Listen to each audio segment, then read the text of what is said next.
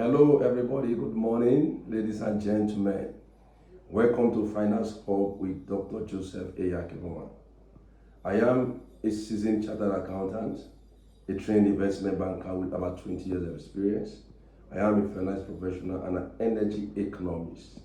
And over the years, I've consulted for companies in different sectors of the economy, including oil and gas, energy, agriculture, tertiary institutions, FMCGs, and a host lot of others. And I've also trained several companies across the nations on capital raising. One thing that I've been consistent in the course of our experience is that companies or people with ideas, companies that have growth opportunities, always have capital raising issues. So welcome to Finance Hub with Dr. Joseph, and we're going to look at a series that's going to encompass you on how to raise capital, either at the commencement stage of your business, at the startup stage, or the expansion level, or at the growth level. Or you want to even live being a private company and you want to be listed on the capital market, like the Nigerian Stock Exchange, or the FMTQ, or the National Association of Security Dealers. Stay tuned to this channel and you'll be excited as we move forward. So today we are going to look at strategies of raising capital by startup companies. You have ideas? Are you a young person? You're full of energy? You know what to do?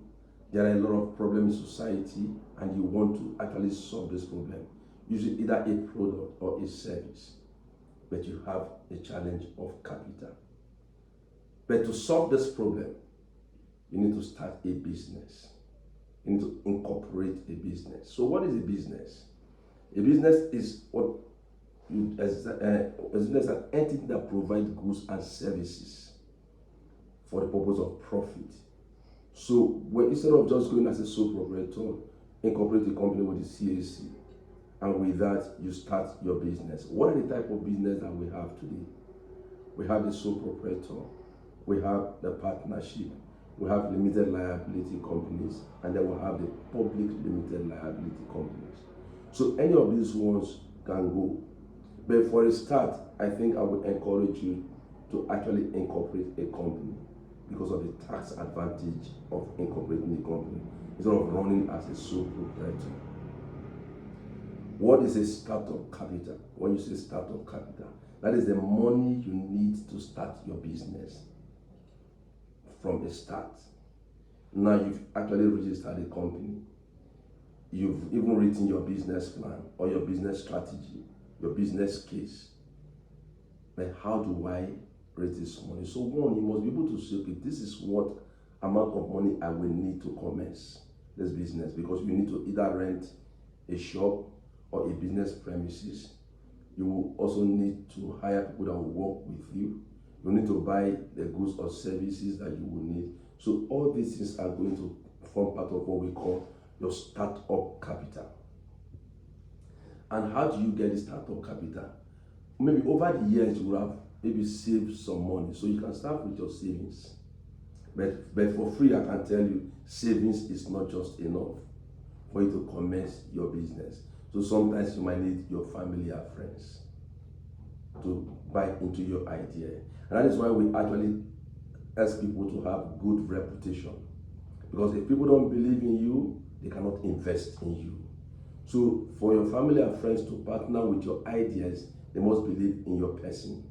So what is your personality type? How have you developed yourself over the years to make people believe in your vision? And if people believe in your vision, they are going to run with you. So you need to, in terms of business capital, you need to acquire assets if there is a need for the asset, and you will need capital for that. Operational expenses such as paying rent, paying salaries and wages, paying for electricity bills, transportations. These are part of what will form your startup capital. Then you will also need marketing and other expenses. So for you to start your business, you should sit down. If you cannot do it alone, get a financial consultant to sit down with you and itemize this expense or initial startup cost to give you an idea what it will take to start this business. Like I said earlier, you can raise this money from your own equity, which is the money you have saved over the years. Or sometimes I will have a friend that will say, okay, I want to start a business. Come and join me in this business. Just like the story of Herbert Wigwe and Ige Mokwede of Access Bank. The vision of starting a bank came to Ike, but Ike shared this vision with his friend and partner, Herbert Wigwe, and together they pool resources. So you can have a partner or a co-investor, what we call a co-investor today, or co-founder. You pull your resources together, you pull your expertise together to be able to raise the initial capital. Then when the initial capital is not enough, you can run to family, friends, and associates. So as you make progress, you can also look for loans from the bank if you are credit worthy. Meaning that you'll be able to keep your books, be able to actually make your payment as at when due. So when you begin to earn this reputation, the banks will want to listen to you. Other lenders want to listen to you. Then at the stage in the business too, you can also look at venture capitals to support this your vision. Same for a private equity company. Then you can also have equity tied to profit share. There are also times you will have these business ideas and you have insufficient capital. Possibly you don't even have family or friends, or they've given you the much they could give you. So they can also look for a high net worth individual who will say, okay, I have this idea to execute. I wouldn't want to go to the bank because maybe I might not meet the requirements of the bank. So please, can you join me so that we share profits? That can also work. Thank you for this series. We'll look forward to seeing you in the next series. Thank you.